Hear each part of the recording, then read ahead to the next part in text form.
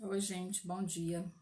Como eu havia prometido para vocês, nós iremos realizar hoje e a partir dessa semana, durante todas as quintas-feiras, às 10h30 da manhã, o estudo do livro Pão Nosso. Devido a alguns compromissos profissionais e algumas atividades espíritas, eu precisei modificar o dia do nosso estudo, que acontecia normalmente às sextas-feiras, no horário das 10h30 da manhã. E a partir dessa semana, nós iremos realizá-lo sempre às quintas-feiras, às 10h30 da manhã. Dependendo de como fique a agenda dos meus compromissos, possivelmente a gente retorne para sexta-feira, mas por enquanto nós iremos realizá-lo todas as quintas-feiras, às 10h30 da manhã.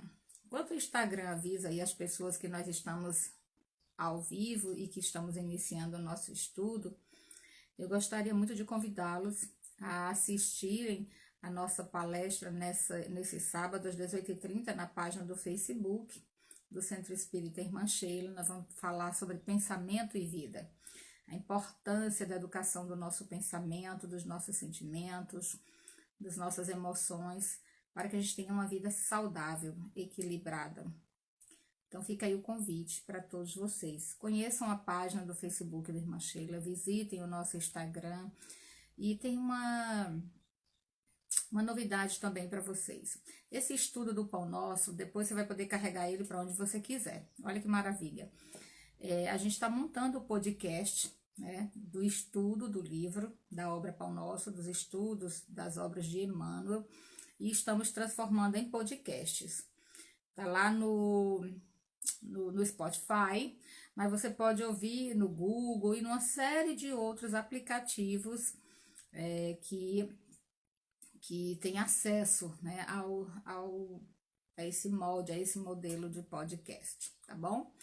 Então, para a gente começar o nosso trabalho dessa manhã maravilhosa, para a gente iniciar o nosso estudo da obra Pão Nosso, a minha casa está sem energia elétrica, então eu coloquei meu celular carregando no meu notebook, fiz aqui uma gambiarra para a gente poder realizar o estudo.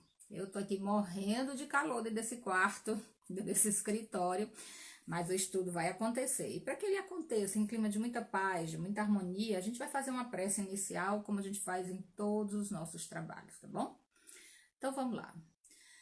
Se quiser fechar os olhos, fica à vontade, se não, se concentra, pense em uma paisagem muito agradável, aquela da sua preferência, uma floresta, um jardim, uma praia.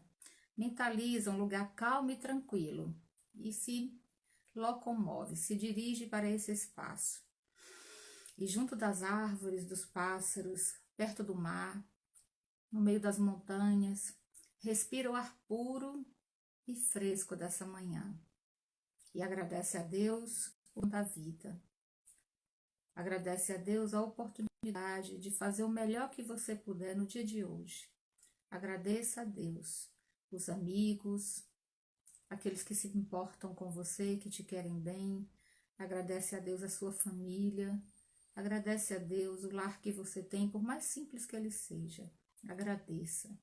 Seja grato ao universo por ter te colocado no local em que você está, junto daquelas pessoas que você precisa para o teu crescimento. Seja grato e roga ao Senhor que derrame sobre todo o planeta, sobre todas as criaturas, as suas bênçãos e o seu amor. Que nós tenhamos assim um estudo repleto de inspiração e de paz.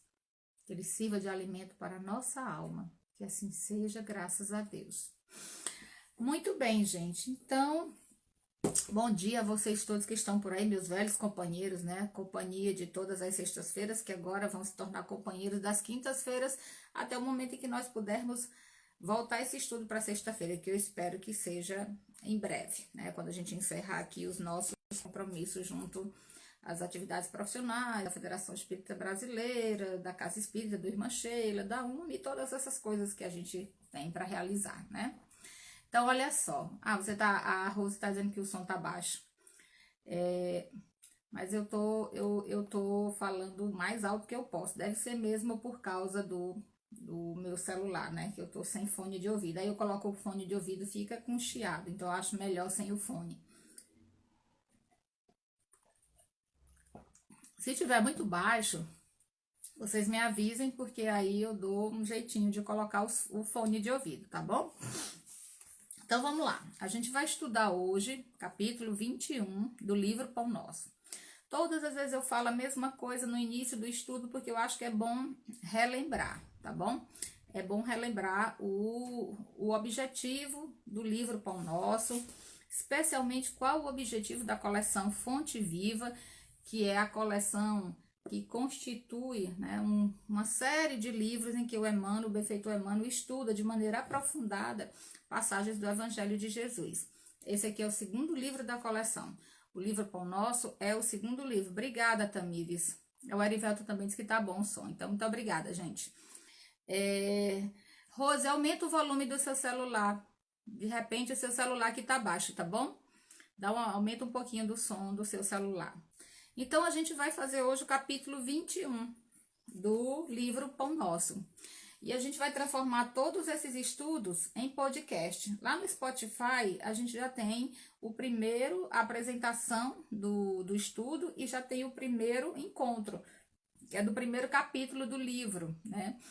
Então, se vocês quiserem também acompanhar, compartilhar, tá lá no Spotify. A gente está colocando no Spotify todos os estudos da obra Pão Nosso, tá bom? Oi, Jordana, querida.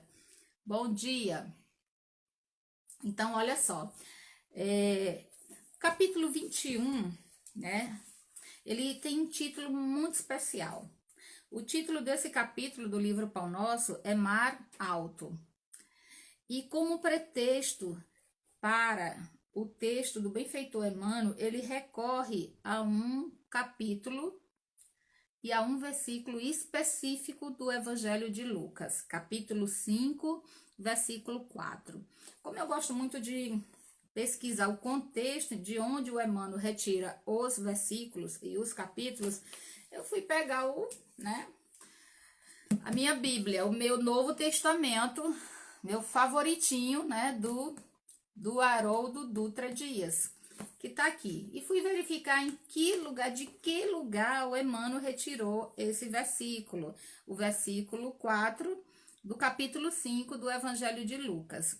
O Haroldo, quando ele traduziu esse evangelho, né, ele foi intitulando os capítulos, e o capítulo 5 de Lucas chama Os Primeiros 4 Discípulos. É aquele momento em que Jesus encontra os primeiros 4 discípulos do seu apostolado. Ele, então, está ali no meio da multidão, vai passando pela multidão, pregando junto à multidão, junto do lago de Genezaré. E vê, então, olha adiante e enxerga 2 barcos atracados junto ao lago. Os pescadores desembarcavam e estavam carregando suas redes, porque naquele dia a pesca não tinha rendido absolutamente nada. Estavam muito tristes. Entrando em um dos barcos, Jesus começa então a pregar. E esse barco era de Simão Pedro. E ele estava muito abatido, porque eles haviam passado a noite inteira, a noite toda, pescando e não haviam conseguido absolutamente nada. Então Jesus vira-se para Simão Pedro e diz: Faze-te ao mar alto e desce as vossas redes para a pescaria. Esse é o versículo que Emmanuel utiliza como pretexto para a lição do capítulo 21 da obra Pão Nosso. Quando Jesus acabou de falar, de fazer sua pregação junto à multidão, ele olha para Pedro e diz: Faze-te, ou seja, conduz o barco para o mar alto e lançai as vossas redes para a pescaria, para pescar. Aqui, a gente tem que fazer algumas observações. Primeiro, o mar é uma referência constante em todo o Evangelho de Jesus, mas não é só o mar. O mar e todas as palavras que dizem respeito ao campo semântico da palavra mar. É só a gente lembrar: pescadores, pescaria, barco, peixes, águas. A gente vai encontrar diversas simbologias para essas palavras dentro do Evangelho de Jesus.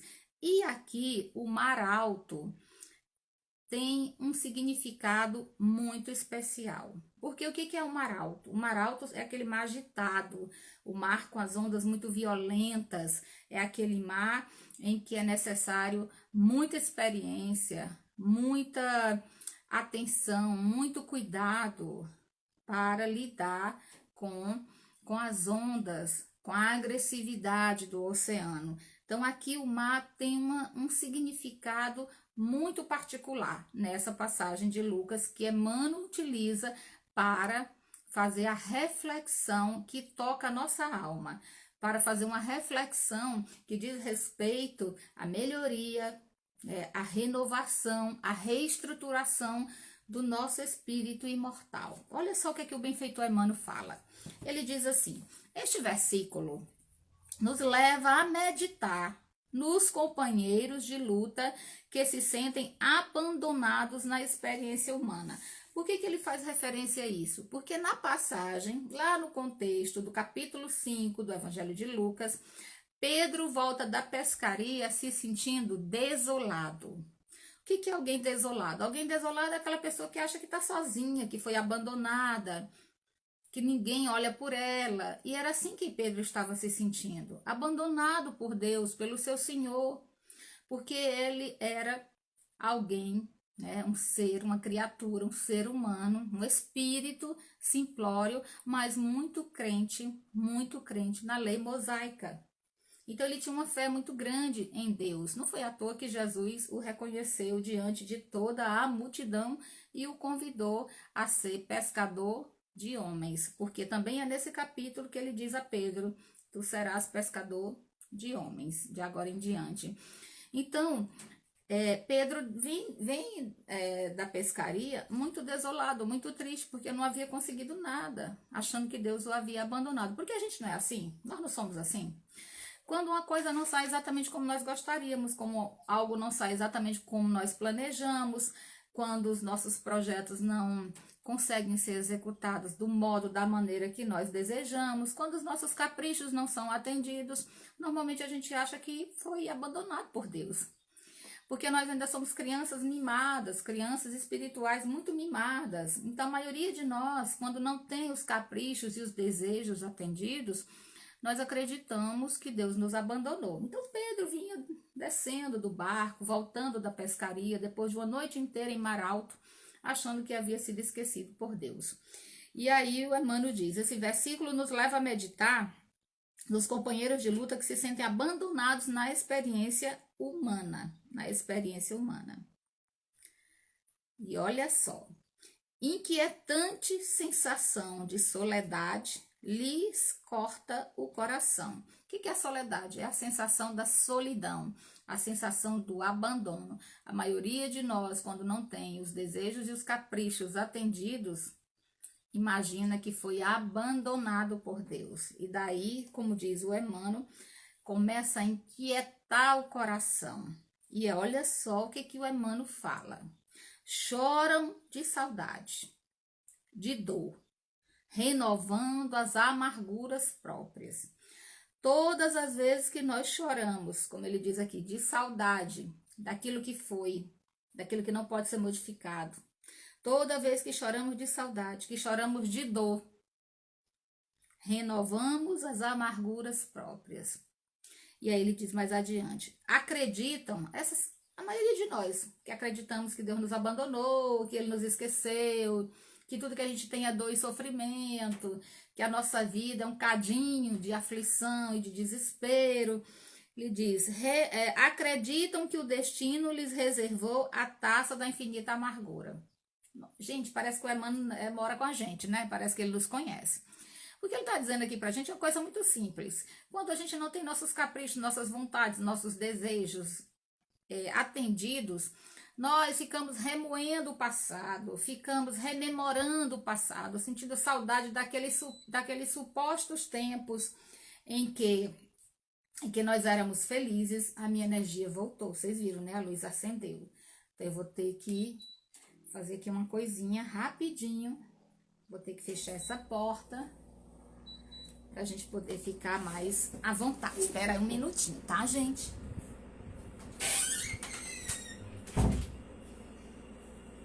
Já voltei. Então, agora, ó, eu tô pingando suor, escorrendo assim pelo corpo todo. Então, deixa eu desligar essa lâmpadazinha aqui que tava acesa, porque tava muito escuro. Então, o Emmanuel tá dizendo o quê? Que nós acreditamos quando qualquer dor chega à nossa vida, quando qualquer projeto não foi da maneira que nós gostaríamos executado, nós acreditamos que o destino reservou pra gente apenas a taça da infinita amargura. A gente fica achando que a vida só tem pra gente aquilo que provoca dor, que provoca aflição, que provoca sentimento. Muitos de nós já passamos por isso, não já? A gente tem que confessar que em muitos momentos nós olhamos para a nossa vida e pensamos assim, meu Deus do céu, será que o destino só me reservou problema? Será que o destino só me reservou desafio? Será que a minha vida toda vai ser feita, constituída de aflição e de desespero? Quantas vezes nós já pensamos isso, gente? Milhares de vezes, alguns de nós. Então o Emmanuel parece que mora com a gente, né? Parece que ele nos conhece muito de perto. Ele conhece a alma humana, porque ele mesmo já atravessou tudo isso. É só ler os romances, 50 anos depois, há 2000 anos. É só a gente ler. Aliás, é 2000 anos e 50 anos depois. E Ave Cristo, todos eles. A gente vai perceber ali o Emmanuel dando testemunho das suas aflições e das suas experiências. Então ele diz aqui, rememoram compungidos os dias da infância, da juventude, das esperanças crestadas, ou seja, queimadas, destruídas nos conflitos do mundo. Então, quando a gente passa por esse processo da amargura, a gente começa a rememorar todas as nossas lembranças do passado. A juventude, a infância, e começa a pensar em todos os momentos de dor e sofrimento que a gente já passou, remoendo. Porque a amargura provoca exatamente esse processo do remoer, do resmungar, do reclamar, do ressentir. Porque o que é ressentir? É sentir tudo de novo. A gente volta para o passado, para aquele momento de dor e de aflição, sente tudo novamente. E olha só, aqui é importante compreender o que é a amargura, né? Porque quando nós encontramos aqui o Emmanuel dizendo que muitas vezes nós acreditamos que o destino reservou para a gente a taça da amargura, nós precisamos compreender o que é amargura. Amargura, gente, é uma palavra que tem a raiz, né, lá no grego, de uma outra palavra que significa ferir. Olha só que interessante isso. A raiz grega de amargura é ferir, né? A raiz hebraica é pesado, é aquilo que é pesado, aquilo que é um fardo, né? Então a gente pode compreender a amargura da seguinte maneira: é aquilo que é um fardo, aquilo que é pesado e que fere. Olha como é importante compreender o significado dessa palavra, porque quem sente amargura é como se carregasse um fardo muito pesado que provoca em si mesmo ferimentos, que lhe fere. Então, geralmente, quem carrega a amargura dentro de si, se a gente pega a raiz do grego, que é ferir, e pega o significado, né, do hebraico, que significa fardo pesado, ou um pesado fardo, se a gente pega essas duas palavras e compreende o significado da palavra amargura, a gente vai entender que a amargura é o processo de ferir a nós mesmos com fardos pesados, fardos desnecessários. Por isso que o Emmanuel fala aqui. Ele chega e fala assim pra gente, olha, normalmente quando a gente não tem os caprichos atendidos, não tem os nossos desejos atendidos no mundo, no imediatismo que nós gostaríamos, nós começamos então a sentir amargura, a se queixar da nossa vida, a se queixar da infância que nós tivemos, da juventude, olhando para o aspecto mais pesado, mais amargo da existência. E aí começamos um processo de ferir a nós mesmos. Por isso que é tão importante vencer o processo da amargura. E aqui ele vai dizendo, geralmente quando a gente passa por esse processo, né, de se amargurar com a própria vida, rememoramos, né, sofridos, sentidos, os dias da infância, da juventude, das esperanças que foram destruídas aí nos conflitos do mundo. E aí o benfeitor diz, no íntimo no íntimo, experimentamos a cada instante o vago tropel das reminiscências, das lembranças que nos dilatam as impressões de vazio. Aí aqui a gente relembra novamente a passagem de Pedro, aqui em Lucas, né? Porque Jesus relata que Pedro estava voltando do mar com as redes vazias. Ele foi para o oceano, foi para o mar pescar e voltou de rede vazias. Quantas vezes nós saímos para a nossa experiência, porque aqui o versículo tem um significado. A pescaria é a nossa própria vida, é a nossa própria caminhada, é a nossa própria jornada.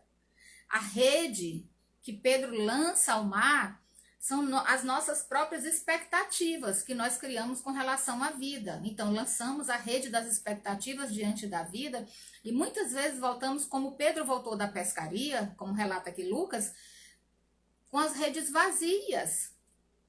E aí a gente passa a se maldizer, passa a se queixar, porque aquelas nossas expectativas não foram atendidas, porque aqueles nossos objetivos não foram alcançados, porque aqueles nossos desejos, aqueles nossos caprichos não foram imediatamente atendidos por Deus.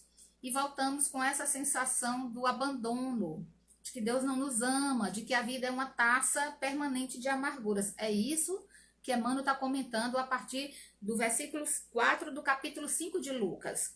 Então, aqui, quando ele diz, no íntimo, nós experimentamos a cada instante o vago tropel das lembranças, das reminiscências que nos dilatam as impressões de vazio, como as redes de Pedro. Olha, gente, todas as vezes que a gente começa esse processo de olhar para as coisas difíceis que nós atravessamos, de olhar para as experiências mais dolorosas que nós tivemos na nossa infância, na nossa juventude, todas as vezes que a gente começa nesse processo de se vitimizar, né, de fazer de pobre e coitado, diante das experiências as mais duras que nós vivemos na infância e na juventude, nós estamos entrando em mar alto.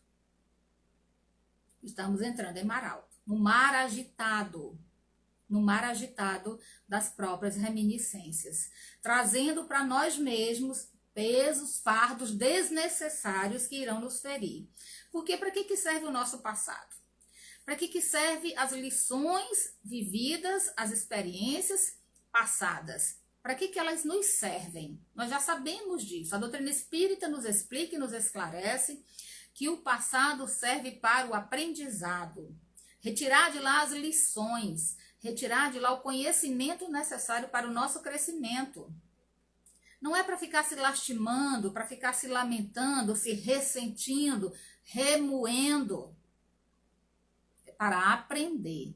E enquanto nós não aprendemos, nós sofremos. Por quê? Porque a gente transforma em amargura. E o que é amargura? A gente aprendeu hoje. Amargura é aquele fardo pesado que nos fere. Isso é amargura. Todas as vezes que você encontrar alguém amargurado com a vida, converse com essa pessoa e diga assim, você sabia que você está carregando um fardo desnecessário? E esse fardo que você está carregando, ele te fere. Ele só fere a você. Né? Então, olha só. O benfeitor diz assim ainda. Entretanto, essas horas amargas, essas horas de amargura, que são as horas difíceis, que são as horas do mar alto, né? Por isso que o Emmanuel dá o título da mensagem do capítulo 21 do livro Pão Nosso de Mar Alto. O que é o mar alto? O mar alto são as horas difíceis, os momentos de desafio. É o momento em que a maré está mais violenta. A gente vai navegar com mais dificuldade. A pescaria não vai ser tão proveitosa como acontece com Pedro, que vai para o mar alto e não consegue pescar nada. E depois de ouvir o Cristo, olha como isso é importante. Porque na passagem do Evangelho, quando Jesus acaba de falar para a multidão, ele vira-se para Pedro e diz, lança-te ao mar alto e joga as vossas redes para pescar. Depois que ele ouve Jesus, na continuidade do capítulo 5 de Lucas, a gente vai perceber que ocorre ali aquela passagem que a gente chama a pesca maravilhosa. Porque eles pescam são tantos peixes que ele precisa pedir ajuda a outros barcos para trazer os peixes que ele conseguiu pescar. depois de ouvir o Cristo, a pescaria, a experiência, a vivência é extremamente rentável, proveitosa, entendeu? Olha só. Entretanto, essas horas amargas pertencem a todas as criaturas mortais. Essas horas amargas pertencem a todas as criaturas mortais. Todos nós que somos mortais já passamos em algum momento por essas horas amargas, pelo mar alto. O que a gente não pode de maneira nenhuma fazer? Estacionar aí. É necessário avançar, seguir em frente. É necessário caminhar, senão a gente estaciona. E aí o Emmanuel diz assim: se alguém não as viveu ainda em determinada região do caminho, gente, a gente lê isso aqui do Emmanuel, tem hora que eu leio o Emmanuel e eu fecho o livro, que eu fico pensando, meu Deus do céu, o Emmanuel diz cada coisa que dá uma sacudida na gente. Ele diz assim, olha, se você ainda não viveu em determinada região do seu caminho, na família, no trabalho, na vida em sociedade, na vida particular, na vida afetiva, se você ainda não viveu essas horas amargas, essas horas de mar alto, se você ainda não viveu em determinada região do caminho, espere a sua oportunidade. Olha, ele é maravilhoso, né? Ele é maravilhoso, ele não engana ninguém. O Emmanuel não engana ninguém. Ele diz, se você ainda não viveu essas horas de amargura, se você ainda não viveu esse momento de mar violento, de mar bravio, de mar alto, se você ainda não viveu, espere a sua oportunidade. Aguarde. Ela está chegando.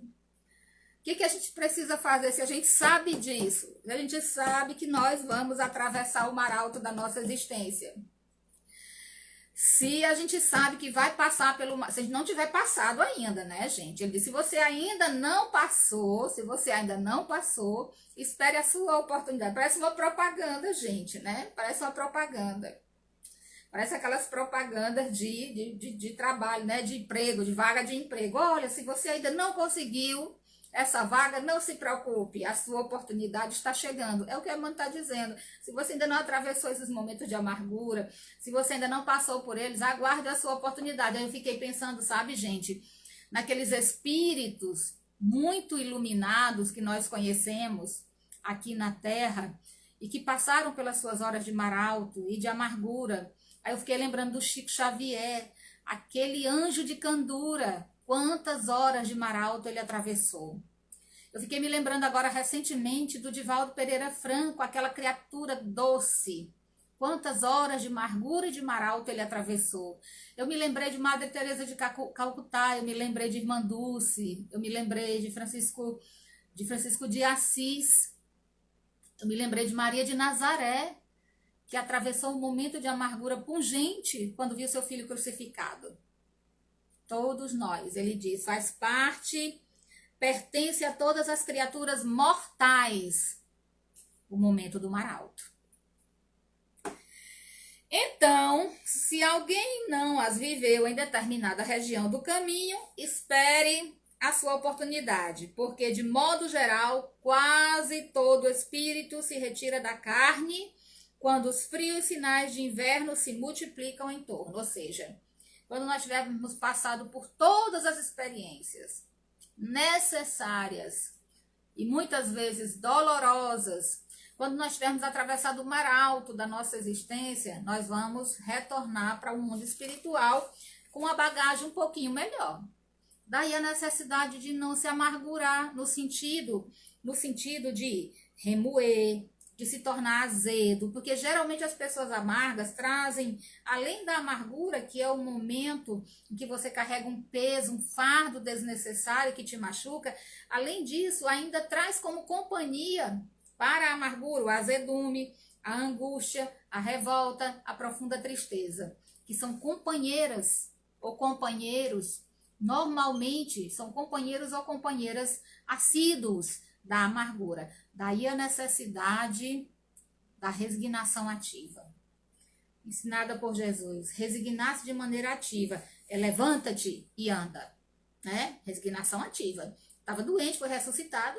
ficou lá, pobre coitado, pobre de mim, que morri, agora fui ressuscitado pelo Cristo, pobre de mim, pobre coitado de mim, que quase morro. Ele diz, levanta-te e anda, age. É como ele convida a todos nós, ajuda-te, que o céu te ajudará. Bate, que vai se abrir. Procura, que você vai encontrar. É ação, gente, é ação, né? Resignação ativa é agir. É agir, mesmo você sabendo que aquela situação é difícil, que aquela situação está complicada, que você acha que não tem de onde tirar forças, tem que agir. Porque resignar-se é saber que tudo está sob o comando de Deus. Isso é resignação. Saber que tudo está sob o comando de Deus. Isso é resignar-se.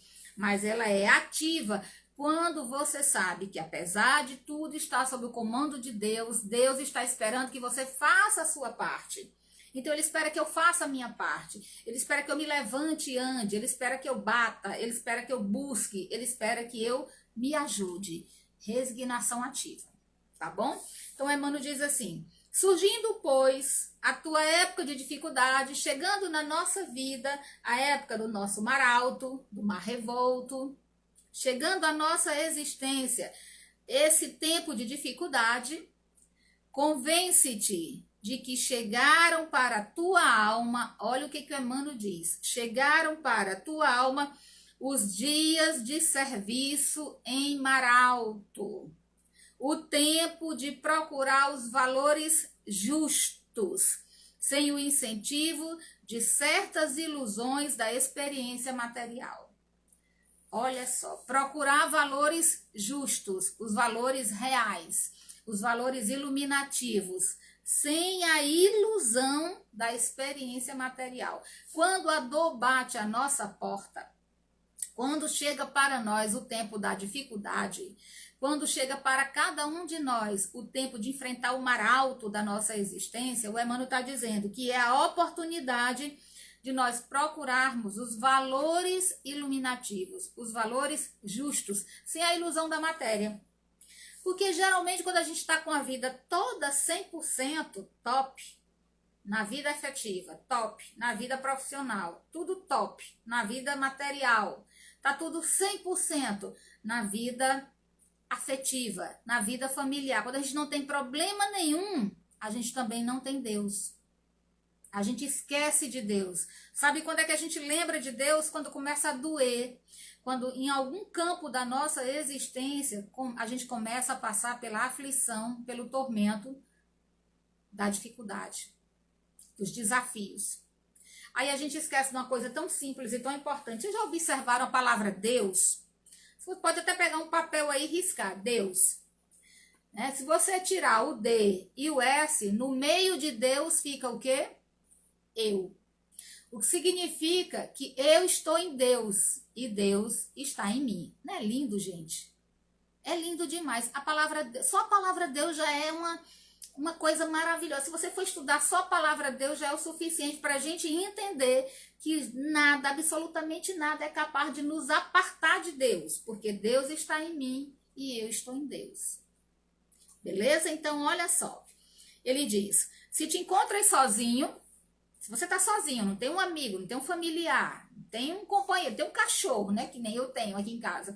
Não tem um cachorro para te fazer companhia. Se você está sozinho, se te sentes abandonado, lembra-te de que além do túmulo, na vida espiritual, há companheiros que te assistem e esperam carinhosamente. Gente, olha, a gente não tem como a gente ficar alegando desamparo. Não tem como. Ah, porque ninguém me ama, porque ninguém me quer, porque ninguém cuida de mim, porque ninguém me dá atenção. Primeira coisa, a gente vai saber o que a gente está dando, o que a gente está doando, o que nós estamos doando de nós para merecer a doação dos outros. Estava até conversando com a Tamires, e ela está por aí, ela vai lembrar disso.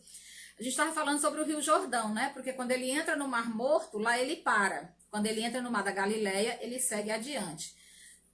Ele chega no Mar Morto e a água apodrece porque ele não doa para mais ninguém. Ele não doa para mais ninguém, a água fica lá, empoçada, paralisada. Aquilo que você não doa paralisa e apodrece, vira doença, vira transtorno, vira chaga espiritual. Já o lago de Genezaré, né, ali o Mar da Galileia, quando ele recebe o Rio Jordão, ele passa pelo canal e vai embora, e se espalha, e se dispersa. Ele doa-se dele mesmo para todo o restante da natureza. E aí o que ele faz? Ele cresce em abundância. Tudo aquilo que não é doado, tudo aquilo que a gente não doa, tudo aquilo que a gente aprisiona, que a gente deseja ter a posse, adoece. Tá? Fica a dica aí do benfeitor Emmanuel. Bom, então ele diz assim, se te encontra sozinhos, se te sente abandonados, não tem a companhia nem de um cachorro, nem de um cão em casa, se você acha que está sozinho, não te esqueça jamais. Não te esqueça jamais que há amigos espirituais que te assistem, te esperam carinhosamente. Todos nós temos, gente. Todos nós. A criatura, exatamente também, se torna fecundo. A criatura, por mais vil que ela seja, por mais que nós a julguemos como o pior criminoso da face da terra, ele tem os seus amigos espirituais. Ele tem aqueles que afiançaram a sua encarnação. Ele tem o seu mentor espiritual, ele tem o seu anjo da guarda. Todos nós temos. Nós nunca estamos sozinhos. Nunca, jamais. E aí o Emmanuel diz assim, o pai nunca deixa seus filhos separados. Aliás, desamparados. O pai nunca deixa os filhos desamparados. Assim, se te vês presentemente sem laços domésticos, sem amigos certos na paisagem transitória do planeta, é que Jesus te enviou a pleno mar alto da experiência, a fim de provares tuas conquistas em supremas lições.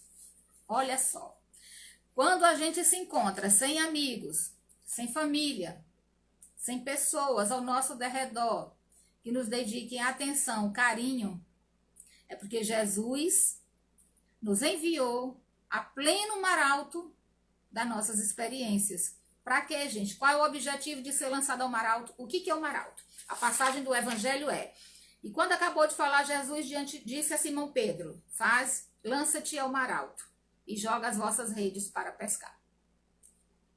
Aqui o mar alto é o momento, são as circunstâncias difíceis de nossa existência, né? São os momentos mais difíceis da nossa vida. Se configura para nós aqui como o mar alto. O que é a pescaria? Pescaria são justamente as nossas experiências, são as nossas vivências. Então, muitas vezes a gente lança a expectativa das nossas experiências, do nosso dia a dia, diante da vida e volta com as redes vazias. Porque nós esperamos da vida, muitas vezes, aquilo que nós ainda não temos nem o mérito e nem a capacidade de receber. Porque Deus nunca diz não, ele diz agora não. Porque a gente às vezes não sabe o que pedir, então precisa amadurecer o desejo, amadurecer a vontade, distinguir o que é necessidade do que é desejo. Porque existe uma coisa muito diferente entre o que eu necessito e o que eu desejo. É só olhar aí para o guarda-roupa de vocês. Às vezes você olha e diz assim, ai meu Deus, não tenho uma roupa para ir numa festa. Você abre o guarda-roupa, 30 vestidos pendurados. É necessidade? Não, é desejo, ok?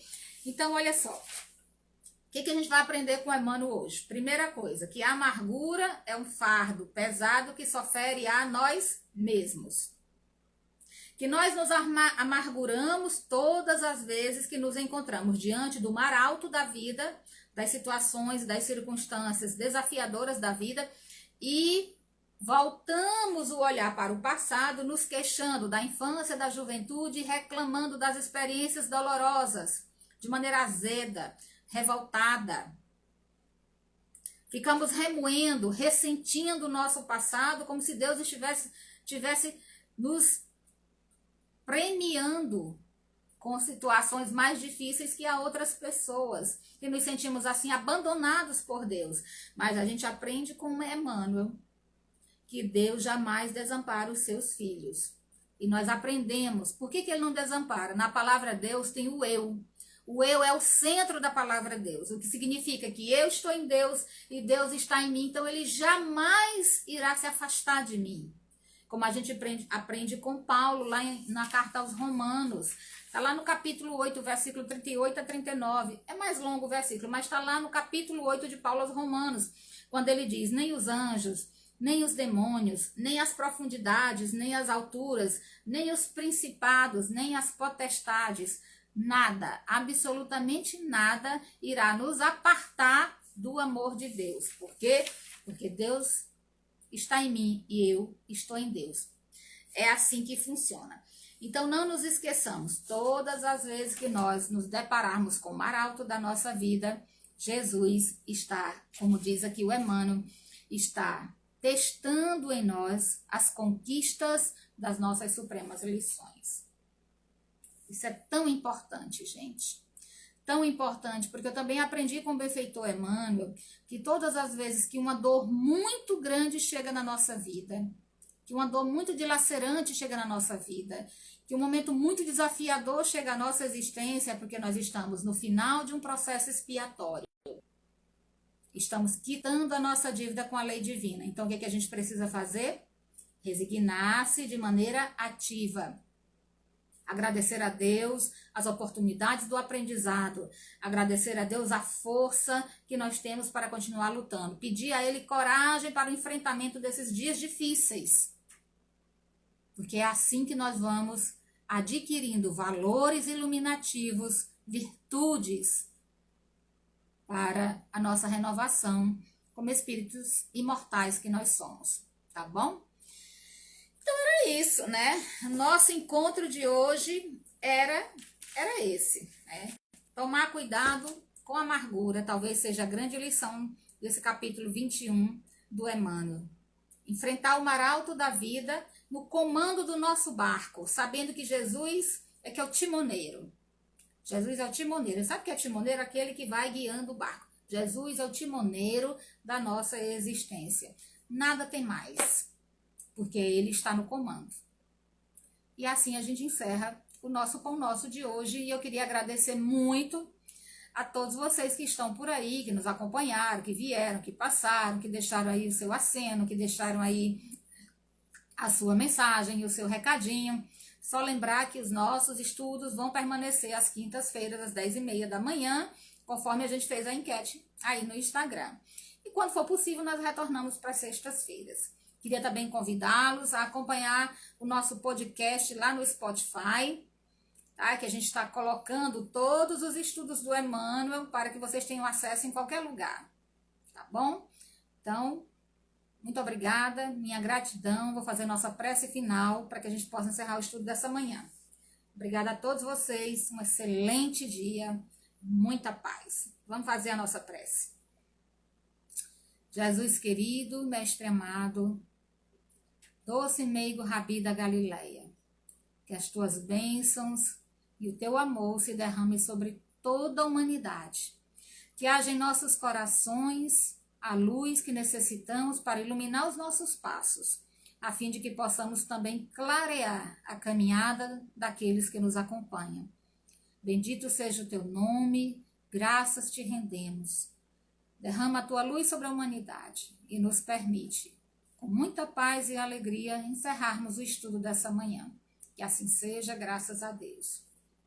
Um beijo grande para vocês. Acompanhem as nossas programações pelo Facebook, pelo Instagram e não deixem de visitar o nosso podcast. Muito obrigada pela companhia de vocês. Estamos encerrando agora mais um capítulo do livro Pão Nosso, capítulo 21. E na próxima quinta-feira a gente está por aqui para fazer o capítulo 22, tá bom, gente? Se cuidem, a pandemia não acabou. Tomem cuidado, usem máscara, cuidado com a saúde de vocês, cuidado com a saúde das pessoas que vocês amam. Fiquem em casa se puderem e tenham um excelente dia. Um beijo e até outra oportunidade. Tchau!